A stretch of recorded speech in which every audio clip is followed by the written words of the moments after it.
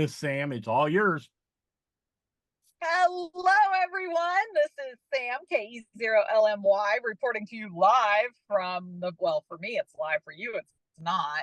From the parking lot of Lebanon City Fire in beautiful Missouri. This is always fun bringing you along with me when I get to go out on field trips. So, without further ado, welcome to Ham Talk for this month. We'd like to thank our sponsors. First off, the Hamsters Week Signal Group. Without them, our show wouldn't exist. So let's get our round of introductions for everybody to learn who we are. If you haven't joined us before, we have Miss Melissa. Hi, KI5ICQ. Miss Andrea. Hello, Kilo 2 Echo Zulu. Yeah, I love that. And of course, then there's Greg.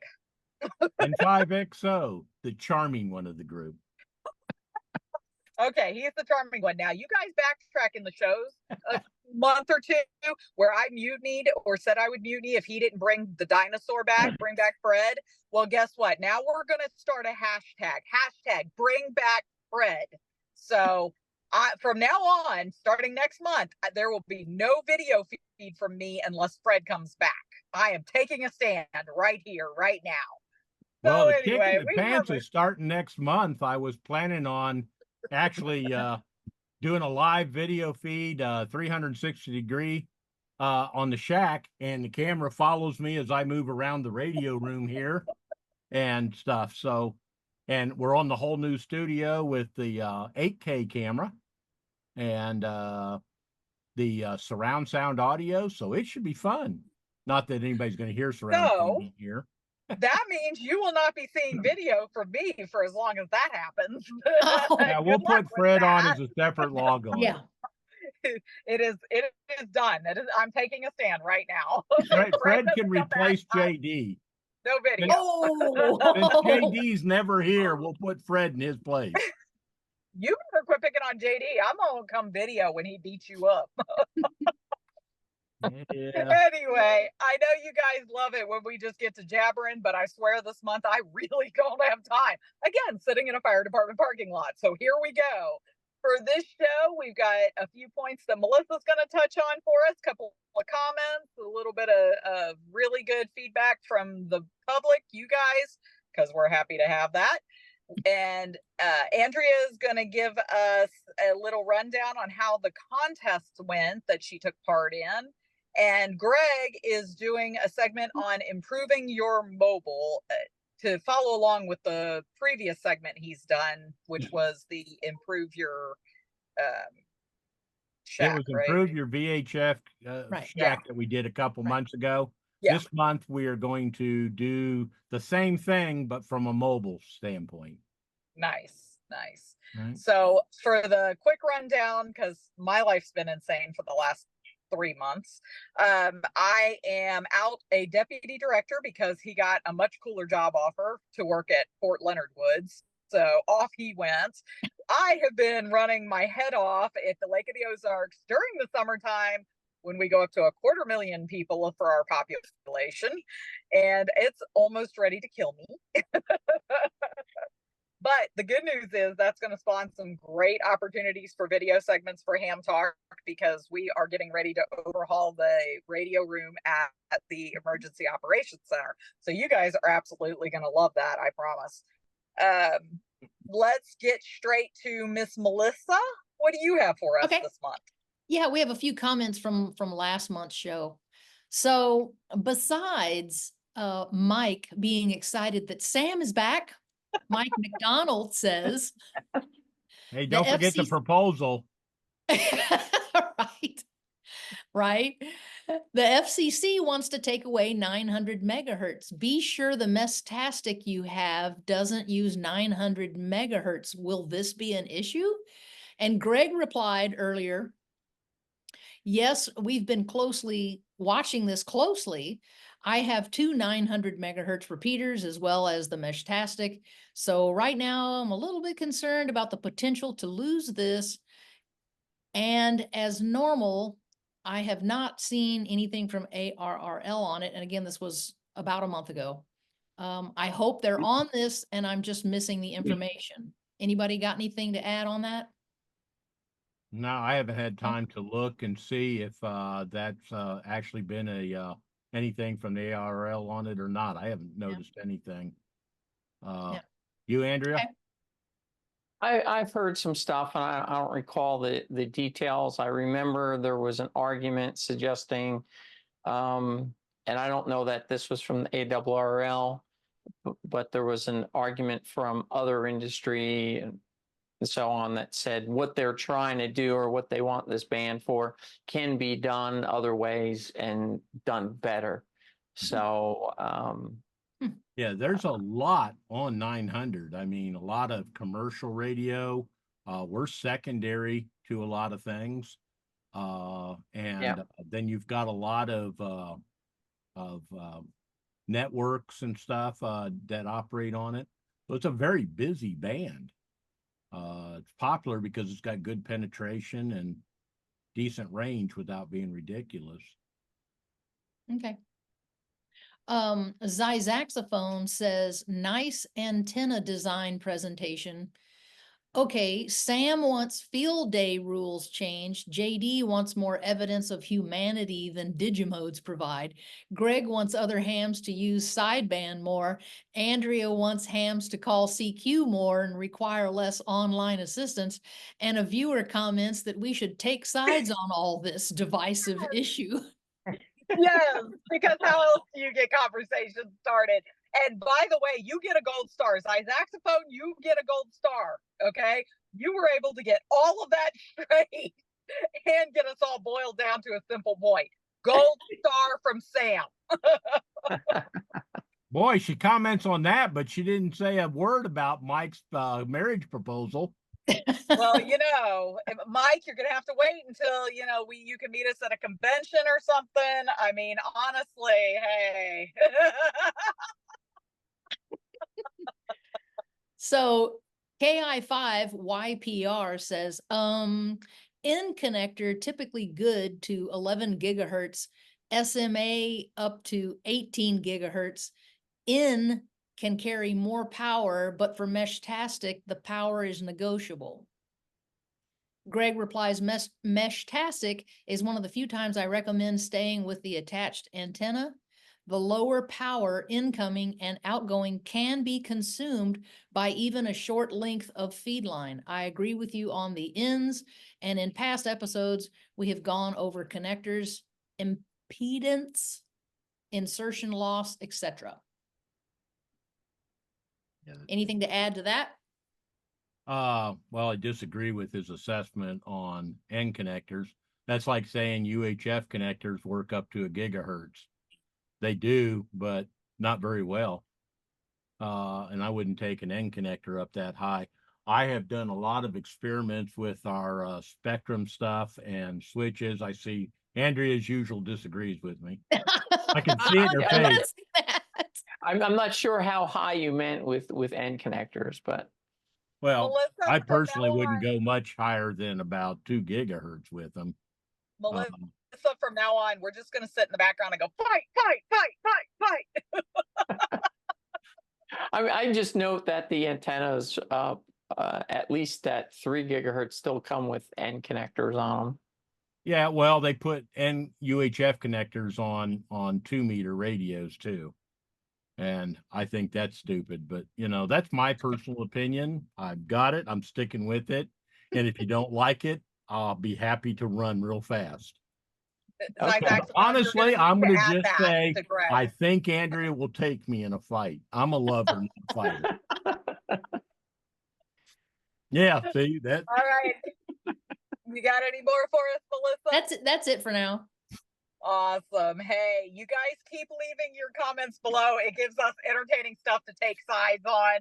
And there's nothing better than that. Of course, if this is considered social media, of course, we must take opposing viewpoints. So, Andrea, tell us how the contest went.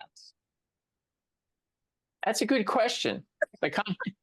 There was a contest last weekend, and I operated the overnight shift at the station formerly of K2EZ, Marshal, who passed away last month.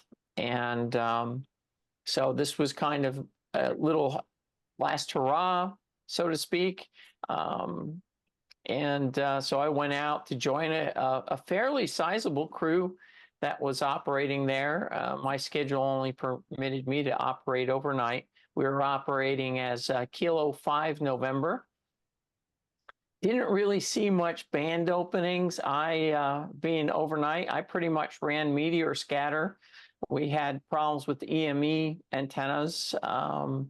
And not enough expertise to get things going, and then threats of chiggers out in the grass trying to walk around. So nobody was enthusiastic about kind of trying to walk through the grass to bore sight the antennas.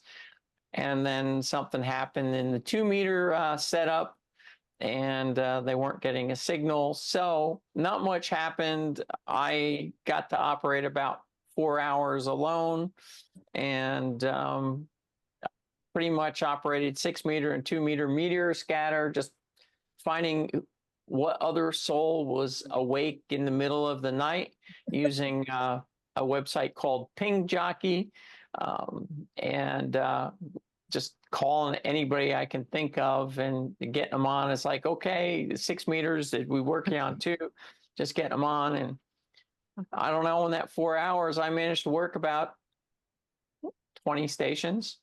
Something like that. I consider that pretty good from about 1 a.m. till 5 a.m. There's just not that many people up, and all that adds up, and on 2 meters and 6 meters, not less so. Although I don't know that there was an opening. No, I didn't hear about one. I did take a lot of naps Sunday, but. Certainly 2 meters working. I think the farthest station I worked was close to 1,400 miles. 700 to 1,000 miles is kind of the sweet spot for meteor scatter, but you can sometimes eke it out to close to 1,500 miles. So that was my kind of weekend here, and I had a good time. And I don't know. I mean, some people would like to keep the station going, but when you look at a station that complex, it takes a lot of work, and nobody lives nearby that can really work the station. Well, that kind of answered my question. I was going to ask you if you'd heard any plans for the station. Yeah, there was talk of like a club or something, but it's really hard. The people got there a day early and started just working on some stuff, and there were just a number of surprises, and not knowing how not knowing how everything's hooked up or intended there, because most of us have just operated there. It's just a matter of like troubleshooting. I know the 220 antenna was apparently rotating on its own, independent of what the rotator said it should point to. And at one point, we had a rover called in. This was before I was operating on my own. AG4V called in. And so I coordinated some contacts, and we got them. And at 220, we just weren't connecting. And it's like, well, no, it's 220, 440. Okay, we worked gangbusters on 220. That was it. 440 antenna was not working. It's like, is this thing pointed right? So we just started rotating it. It's like signal popped up. It's like, okay, we figured it should work since 220 worked. And so it was guesswork. That 220 antenna, I remember rotating it. It was running just FT8.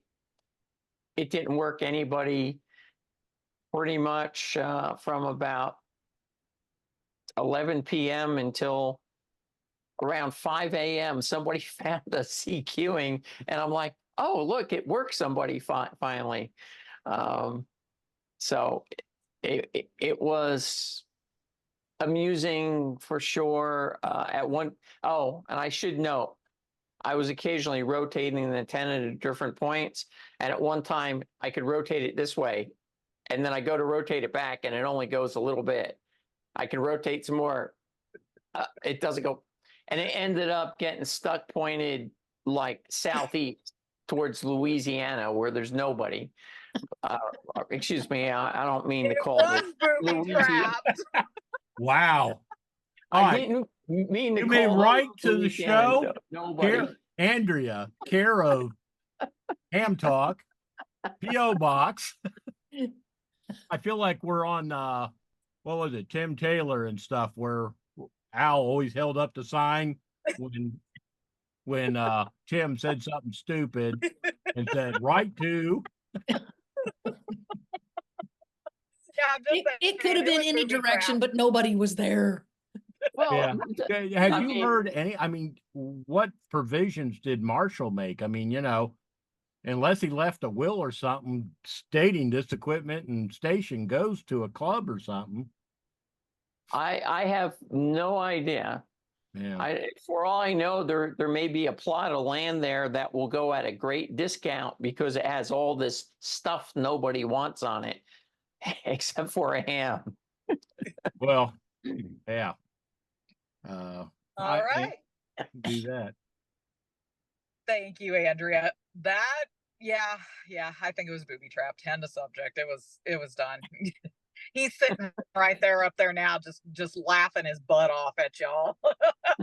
Like, there's the button right there. Why can't you find it? Well, the complexity of that station, it usually has a few issues every time it's operated. So, So this month, since Greg has, managed to put together an actual segment for us, unless I can throw something together amidst the 4 million meetings I have this week, I think Greg might have to carry the segment this month. So Greg, tell us a little bit about your segment. all right. Well, we're going to roll into my segment.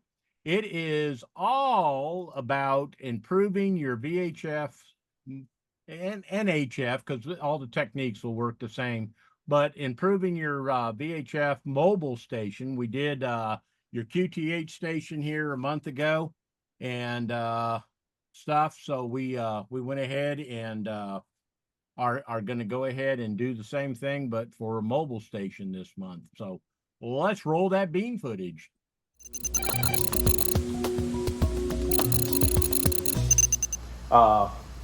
We went over improving your VHF, UHF station for your QTH here a couple months ago, and a lot of people asked me to apply the same things in for the mobile stations and everything. So we wanted to start doing that. So I started looking and comparing what we've done to our trucks and what some of the guys that we're working with did. We set that up a while back to really start enhancing, and most of us are talking a pretty good distance on our mobiles. Now, a lot of times the fixed station's doing the heavy lifting, but we're still getting there. And I have talked with band conditions to Corpus Christi, Houston, and Louisiana from my truck. That's with 100 watts, with an ICOM 9700 and stuff, both on sideband. On FM, I've gotten into Houston and Corpus. Louisiana required a single sideband and everything, so it works pretty good. But anyway, we're going to go over a few things. We're going to improve your VHF station, mobile station there. There's improving your mobile station to the extreme. This is Andrea K2EZ, fellow Hamster member and Ham Talk show host. And her house is in New Jersey, and she works in Brennan, Texas. So she wanted something to do on that commute. She's a big contester and rover. She will, every contest, drive, depending on where she's at, from here to New Jersey and from New Jersey to here. contesting, and she'll activate several hundred grids during the contest. She is able to do HF, I think 80 through 10, all the way up to 5 gigahertz at this time. So, I mean, she can operate. I have worked her and I have talked mobile to mobile from Brennan, Texas to here on my truck on my morning commute to work in the past with no problems. And I've worked her almost every contest all the way up. The only thing we had problems with last contest was 220 wouldn't work. So we just could not communicate on 220. And then after the contest was about 3/4 of the way through, we found out that Greg was using the wrong radio. I had 2 radios that can do 220, and one had an antenna and one didn't. And guess which microphone I was keying? So it goes to show that stupid people will not make contacts on that. So anyway, that's her station. It's extremely elaborate. It's fun. This is a past setup I had on my truck. I bought the sports bar strictly as an antenna mount. I liked the way it looked, but you know, my sideband omnidirectional antenna, and then you can't see it, but there's a vertical for 2 meters, and then I had a ham stick also that I don't see in the picture, so it may have been off. I had 2, one for 20 and one for 17. But I typically will only do HF from my truck when I'm traveling, like we're going back and forth to Ohio or Alabama or something like that. Running around town, I find it more of a problem than fun on that. So, but anyway, use your imagination when it comes to the antenna mounts, and we'll be going over that here. All right, if you don't want to rely on repeaters when mobile operating, start with a quality radio first. There's a few that I recommend. The ICOM, I really like that radio. It's got a great receiver. It's got decent sounding transmit quality. It's 50 watts. And it has the benefit that you can also do D-Star if for some reason you want to do that. Since I only operate simplex, D-Star to me is a way to shorten the range of my radio. I'm not a fan of using repeaters at all and linked repeaters. The Alinco DR735 is another good radio. It's also 50 watts. It's got a good unit and stuff. And then the Yaesu FTM 6000R is a 50 watt radio, and I like it for it. The only drawback I have to the Yaesu radios, and you know, Ruth and I got set up. We were actually approved by Yaesu. We were their beta site for Texas for Yaesu Fusion when it first came out. They gave us a free repeater and a couple free radios. So we had a Fusion repeater and Fusion radios before they were even available for sale. And then everybody in the hamster group got first option to purchase them. The drawback to them, if you're working local repeaters and things like that, and Fusion, they're wonderful radios. When you get into working simplex, the biggest problem that I've run into, and I actually pulled all the Yaesu mobile radios at FDM series out of our cars and trucks and stuff, and we had 4 of those radios, is their wide band and stuff, so they don't have good selectivity. I have been driving down the road and picked up repeaters. I'm operating on 146.52, listening to a repeater, Ruth, and stuff with that. So we've gone ahead and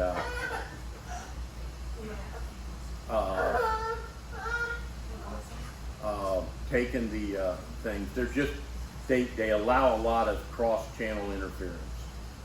So, you know, if you've got one, it'll work. But if you're really starting from scratch, you want to build something, I recommend a Lenco, ICOM, or Kenwood on that. Ruth's got the 710A in her truck, Kenwood, and it works really, really well. It's got good selectivity, it's got good transmit audio and everything.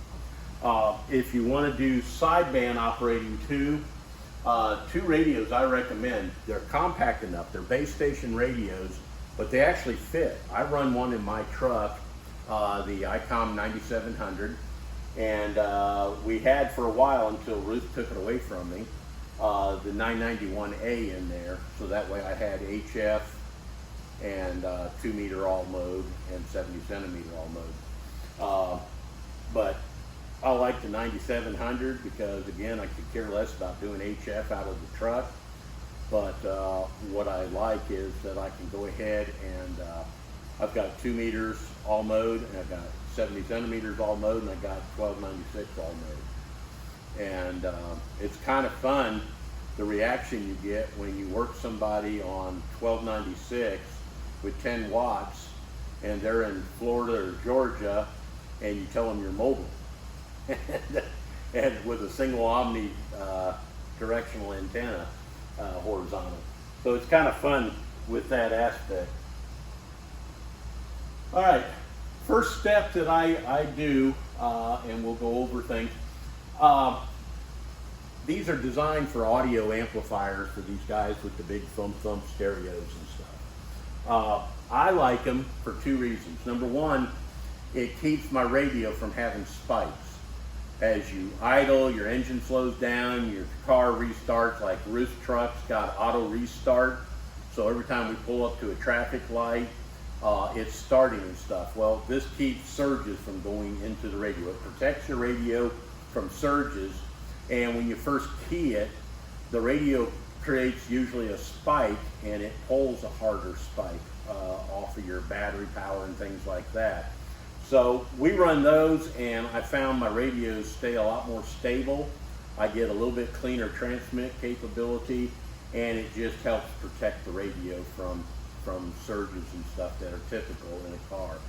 And it also is further isolation from the truck's electrical system, which modern vehicles are a computer nightmare and stuff. I think my truck and Ruth's truck got, like, I think I read 46 separate computers in it, and you know, with the navigation, the lane, collision avoidance, and all that. So I recommend those.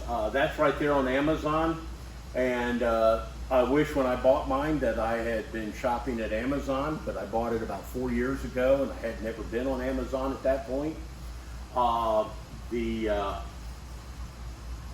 big negative to that is I went to a stereo store and spent $190 on one, and it's the exact same damn model. So, life lesson, go to Amazon. All right, the first and most important thing in my thing is bonding of the truck body, okay? This came about for 2 reasons. Number one, Ruth's in my truck has got an all glass roof. I have like this much metal all the way around the top of the roof, and that's it. Both of our trucks are all glass roofs. So needless to say, MagMounts, antennas of any kind, it's a little hard to drill the glass and mount your antenna and stuff on it. The other thing I found when I started looking for a good ground plane and everything, and I put the sport bar that you saw in earlier, is I wasn't getting any bonding between the antenna shield when I was running a magnetic mount temporarily. I was getting no electrical bonding with the body of the truck. And I thought, okay, what is going on there? So I started looking, and modern vehicles, Ford especially, isolate the truck bed and the body from the frame and the negative electrical grounding system. So when you're mounting an antenna, whether it's a MagMount, You've drilled the roof because, well, you don't like your big expensive truck, or put a sport bar on, you bumper mount it, whatever you do, you're not getting half of that antenna. So I went and to bond everything together, I did a couple of steps. You can buy it plain bonding strap and do it yourself. The advantage to that is you get the exact lengths you want. Or there's a lot of different companies. HRO actually makes where it's got the strap with the braids every inch or two. So you can cut it off to the length and put your bolt right through one of the braids and have it. But you want to use flat, flexible bonding strap. If we went out to the trucks, Ruth's or mine, or when we had the Challenger, I bond all four corners of the truck bed to the frame. I bond the body, main cab, all four corners to the frame. And then I go in and I also bonded the exhaust system to the frame. And what this does is it ties everything electrically, RF and electrical, together so that I've got a good solid connection to the antenna. So the second half of that antenna is there. If I take a MagMount antenna and I turn a trash can upside down and I set the antenna on the trash can, it's going to help a little bit, right?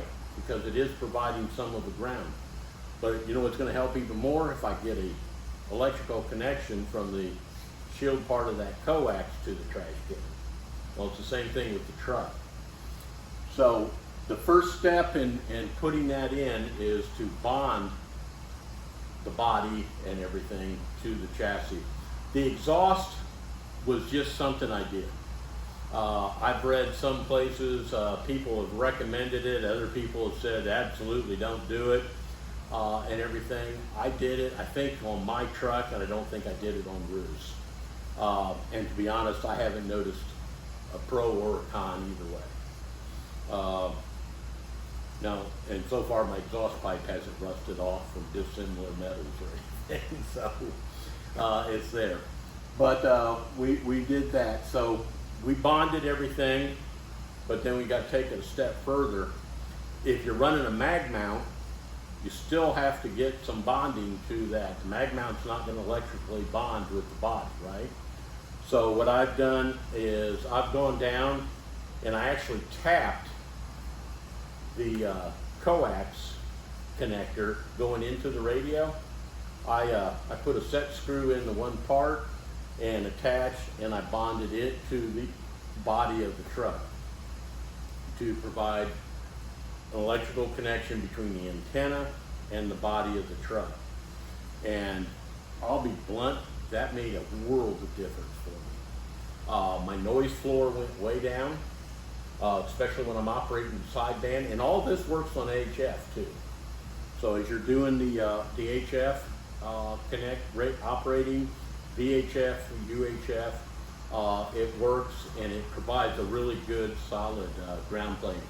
We did some tests and I picked up a little over an S unit and a half, almost 2 S units, parked in the exact same spot, hitting the DX repeater about 60 miles away. So, you know, the bonding of it improved the efficiency of the antenna quite dramatically. And you'll notice a big difference on HF. There's a lot of places to mount. Now, one of the things, my pet peeve in life is amateur radio clubs. You go, you take your test, you're a brand new hand, you go, and they say, what you need to do now is go buy yourself a cheap HT. Well, when you get that cheap HT, is it gonna work? Yes, it is. Are you going to have a lot of fun with it? Probably not, because it's going to be a struggle to make contacts. Unless you live in the shadow of a repeater or something, you're going to be hard pressed. We've got a young man that did that. He talked him into it. So his first radio is an HT. He can talk to me, and he can talk to about 2 other people, and that's it. Because he doesn't have any range. And of course, talking to him is frustrating because, like, if I'm mobile, I can hear him just fine, but for some reason he can't hear me. And he'll be telling you, you gotta turn your power off, you gotta turn your power off. I'm like, dude, I'm running 100 watts, you're running 5. So, you know, I think clubs are irresponsible recommending an HT for somebody's first radio. By the same token, manufacturers and ham radio stores and clubs and anybody that advises to get a window mount antenna is doing a disservice. You know, I mean, if I take the antenna and I'm holding it here and I got the coax here, you know, the odds, maybe I'll be part of the antenna, but the DF coupling, it's not an efficient system. So I highly recommend that you stay completely away from that. Plus, I've actually seen 2 people who put those on because their wife wouldn't let them drill, and they had an aluminum vehicle or a composite vehicle, and they couldn't put a MagMount on it, so they went with the window unit. Well, that was great. And then they started getting into things and started operating a little bit more and put a 160 watt amplifier in there and cracked the window one day. Not sure exactly why, but something in the coupling with the higher power, and their back window just shattered in their car while they were talking. The best place to do it is always the center of your roof. If that's practical, whether it's a MagMount or you drill the hole and stuff. The second place that I recommend is either centered on the trunk or right there on the lip.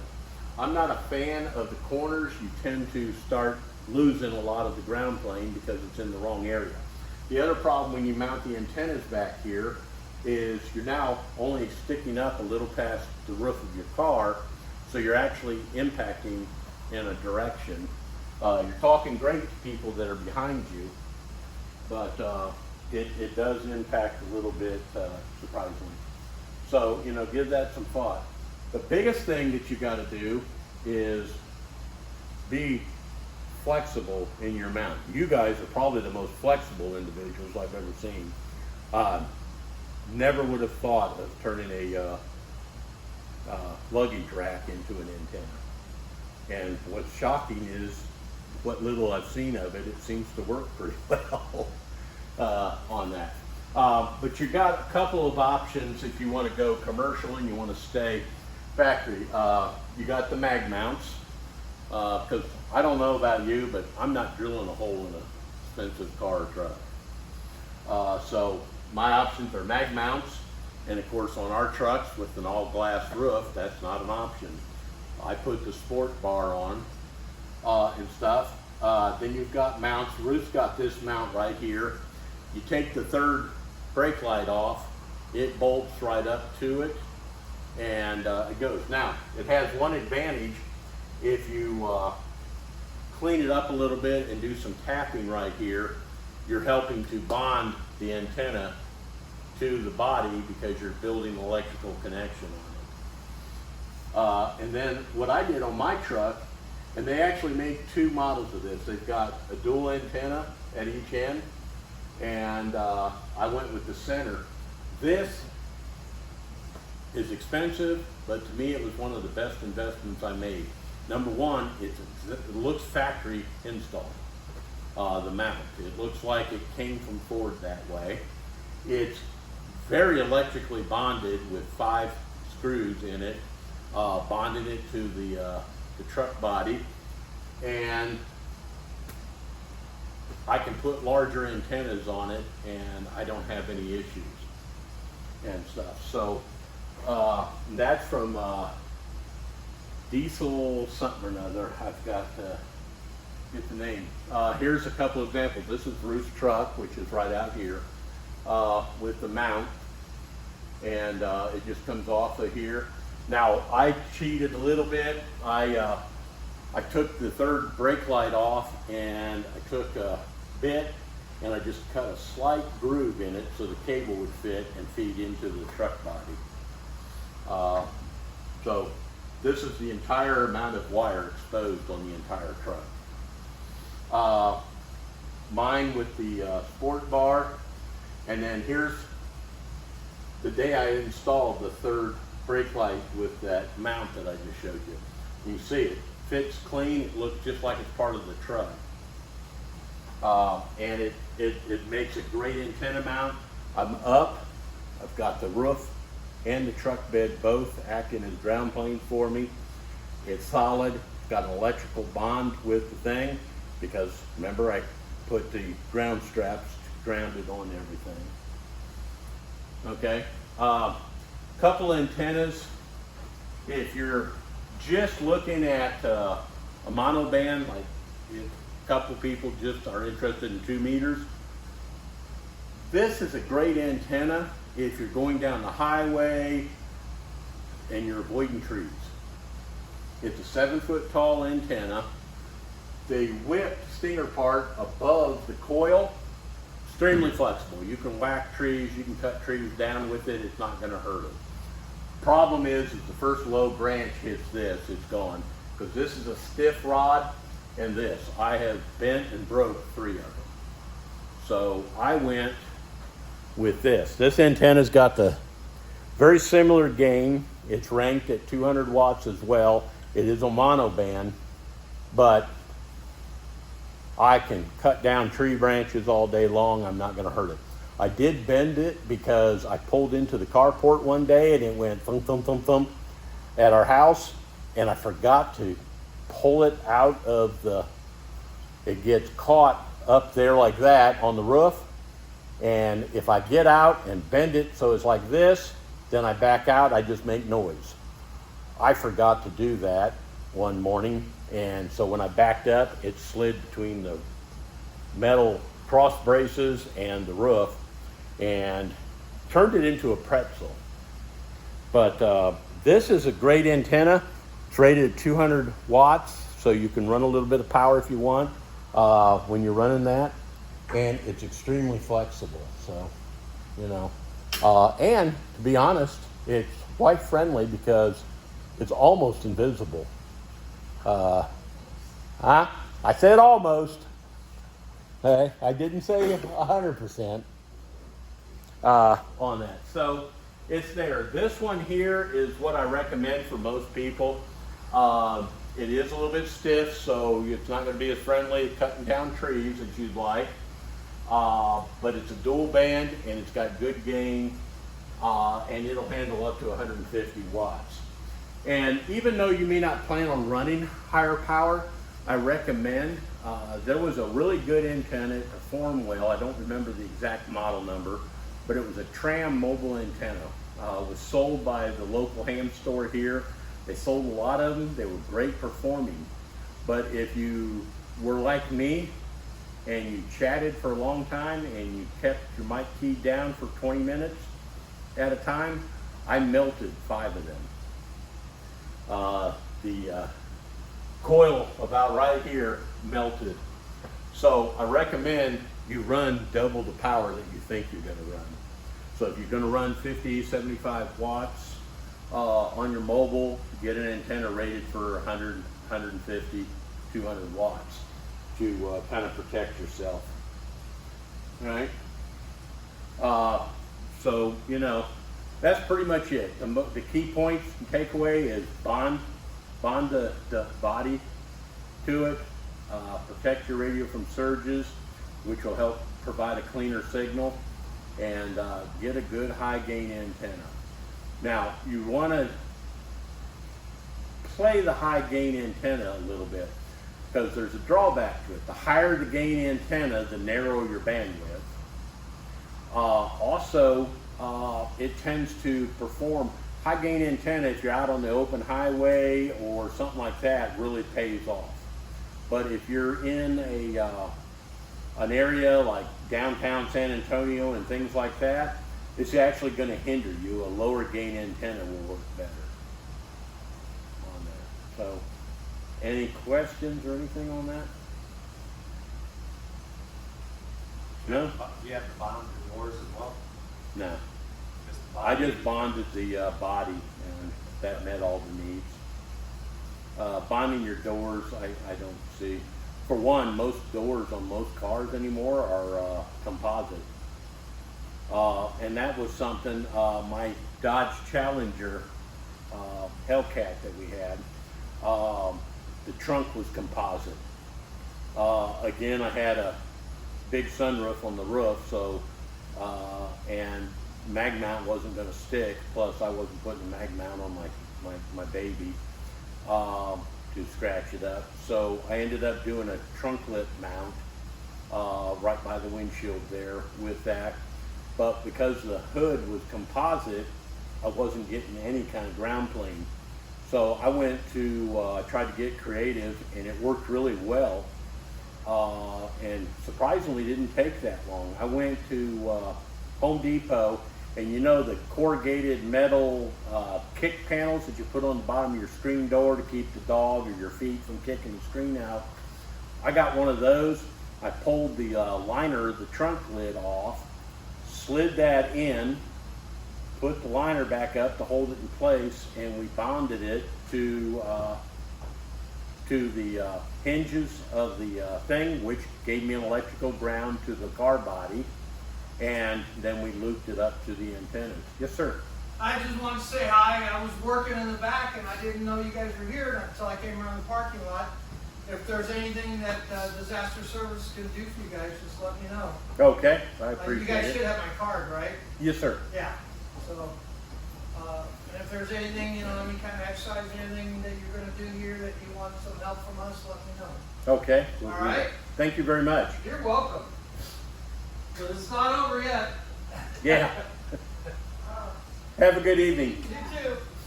Any other questions on that? So, get creative. My trunk lid didn't have any metal, so I provided it on that. And one last thing that I didn't mention in here, and I probably should have, on a home QTH, anybody know what my primary antenna rule is? Come on, you gotta pay attention. I've said it 100 million times. Loss, loss, loss, loss. I'm fanatical about Feedline loss. Well, I'm just as fanatical on that. One of the things that I do is I run and it's not easy because you got bends, twists, turns, and small patches, but 20 feet of garbage feed line is 20 feet of garbage feed line you don't need. I actually been running ultraflex 13500 like I run for jumper cables at the house. I put those in my truck and run those from the antennas. That mount that I got, I went in, unsoldered the stupid little flex RG 59 or 8, whatever it was, that they put on there, and because I was running through the headliner and down underneath the carpet, I was able to run, about my finger thick of the ultraflex, Messium Poloni ultraflex 13500, and so it reduced my losses quite a bit. Even though it's only 20 feet, it still adds up, just like everything else with the connector and stuff, Now, my mobile don't talk like my house, but, in fairness, the antennas are a little shorter. But I still get some pretty good range out of my mobile station, especially when I'm on single sideband. Usually I can talk about 15 to 20 miles on the FM, and I'm getting about 160 to 200 miles on sideband out of my mobile. Anything else?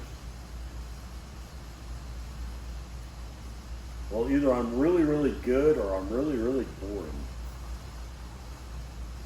Jackie's laughing, so I'm assuming I'm really, really boring.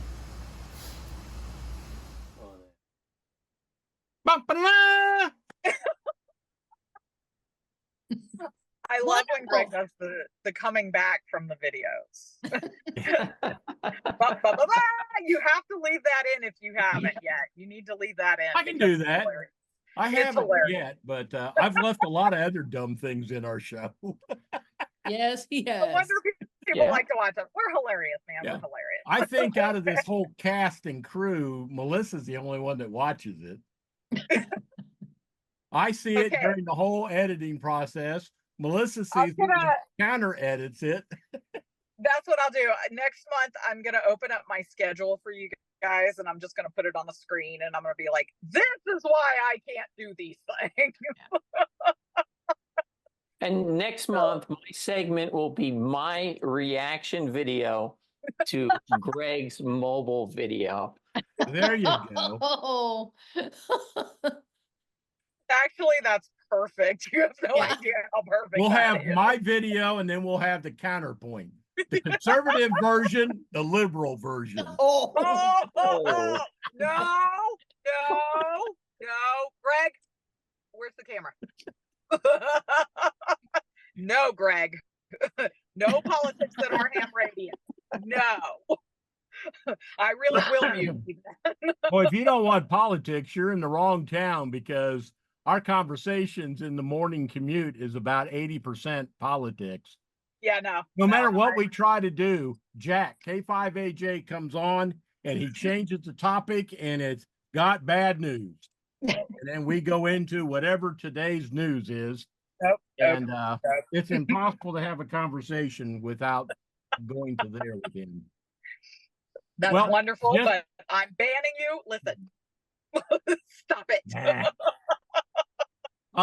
Just for the record, I'm hoping next month. I just got punched in the face. I'm bleeding now. Next month, I'm hoping to activate. I've got the new computer set up. I've got the big wraparound monitors. I have the virtual reality camera, the parabolic mics that will actually follow with the camera. And so we I might have to start a we might have to start a VR video list. Yeah. On the channel. I do plan on a segment here in the near future. And by near future, I'm talking the next 90 days.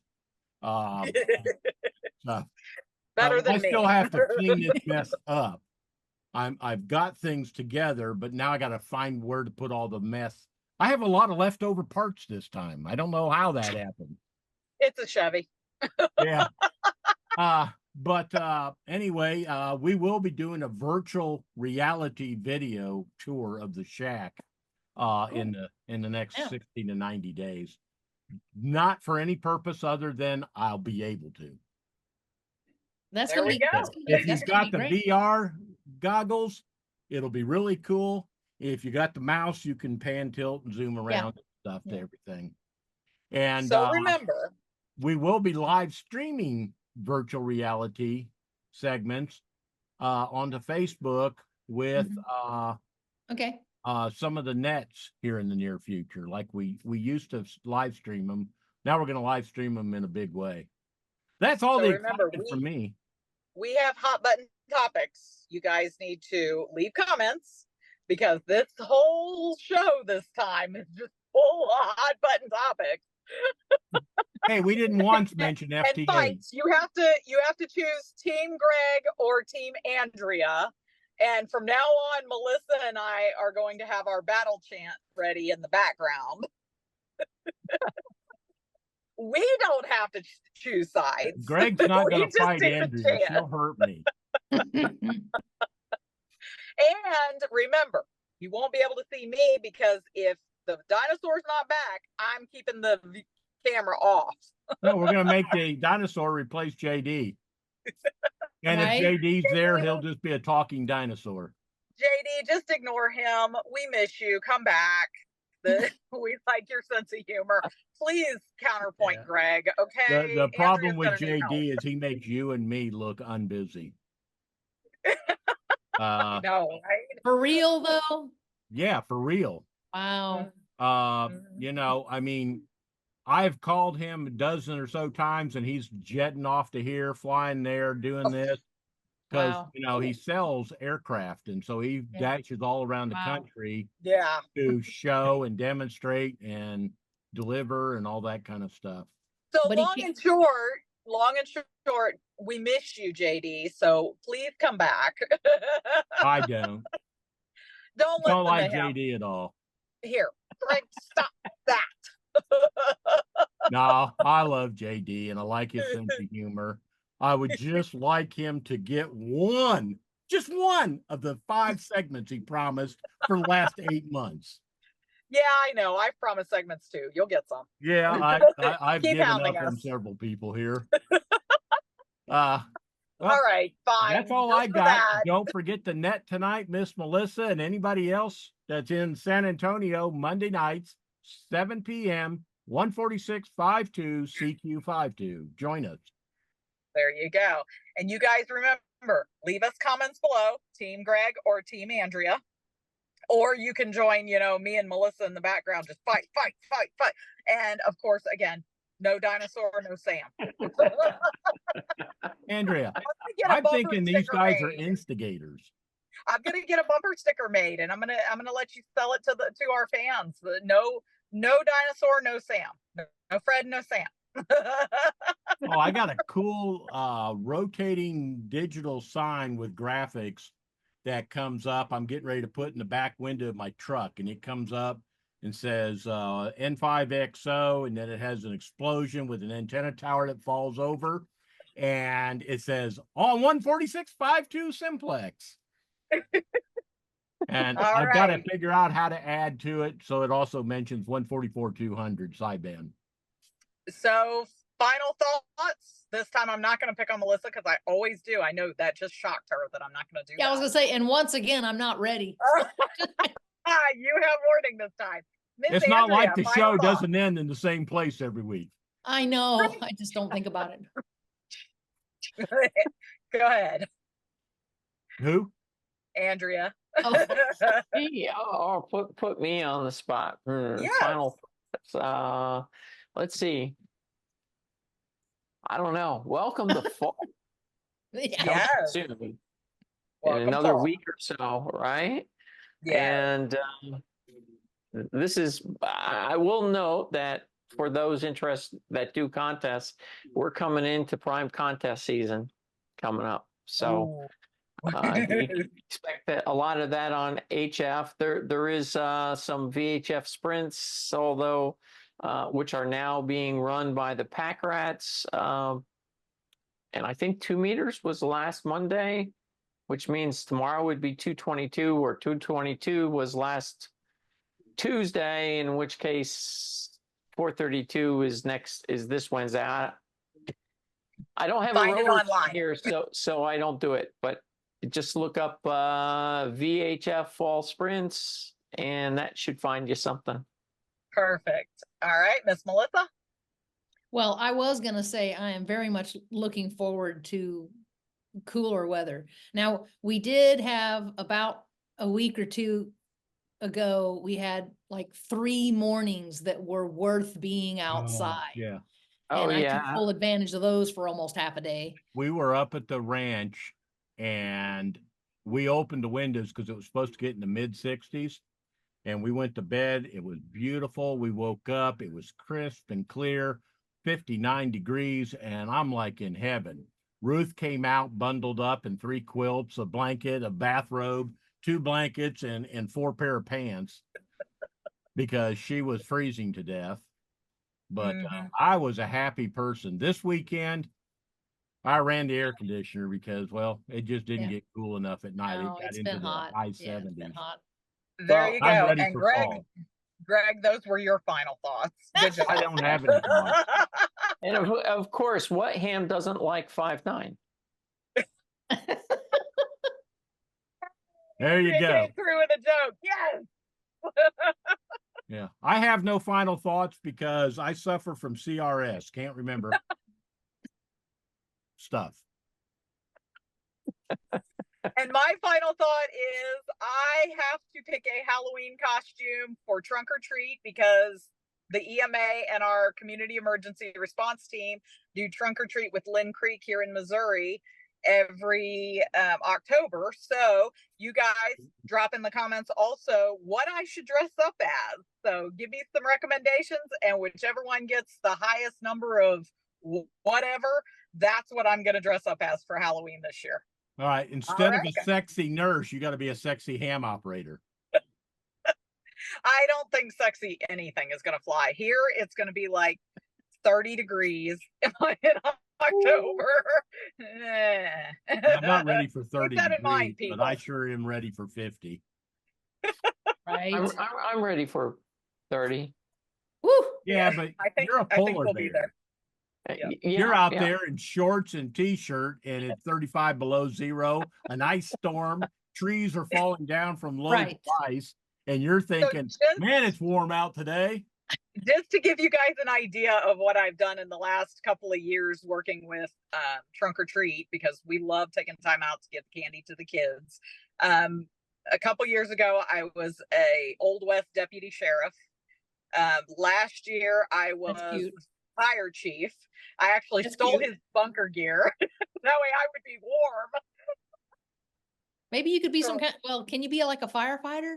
Well, I was the fire chief last year, so I you know. Okay. Oh yeah, that's right. Fire chief. Okay, you said you were a sheriff's deputy. I was a sheriff's deputy. Okay. Yep. Yeah. So it's I'm been hearing fun. she impersonates a lot of people. If I follow the pattern, though, that would mean I have to be something EMS this year. Yeah. Oh, Ruth wants to weigh in. What you got, Ruth? I got an idea for a warm costume. You have a hand on the shoulder and no body. I know. Get a gray fleece sweatsuit and put stickers and stuff on it and be an astronaut. Yes! Wear a helmet. You know, you're kind of really looking weird on our show. Well, cut that part out. I don't need on this show anyway. Anyway. Well, then you shouldn't be in here. Yes, she can. You better not cut that part out. Her vote counts. Well, I can't cut it out. So she's got a weird body come floating around here. All right, everybody. I feel like I'm on the Addams Family. So thank you so much for joining us this month. I will do my best to get Greg something, especially if it's just a walkthrough of the radio room and where the heck we're starting from scratch at, along with the equipment I already have in there. So that should be pretty easy for me to pull together. That way Greg doesn't have to carry the show by himself this month. Yeah, see, there's a little appreciation. Well, I think between our showtime and your segment, we've got a pretty good. What? Awesome. I said, Andrea's leaving me hanging, but next month she's going to have to watch the show so that she can actually do a segment next month disputing what I say. Yes. Yes. All right. All right, guys. Once again, thank you to our sponsors, the Hamsters Week Signal Group. Without them, there would be no show. They single-handedly carry this, and Greg has to put up with us. And being surrounded by opinionated women is probably not the easiest job in the world. I'm just going to guess about that. So thank you guys so much for joining us this month. I can't wait for next month because I'm thinking about shooting the episode in costume. That way we can see what my costume is going to be for the Trunk or Treat. So that would be a lot of fun. I think I might do that. We'll have to get together, guys, and see if we're going to do the Halloween episode properly. All right. Thank you guys. Scary enough looking without a costume. Thank you once again, Hamsters Week Signal Group. Thank you to all of our followers. Leave all of the comments down below for everything that's come up this month.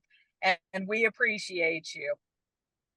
73. See you at the net in a minute, Melissa. Okay. Have a good evening. All right. Bye-bye.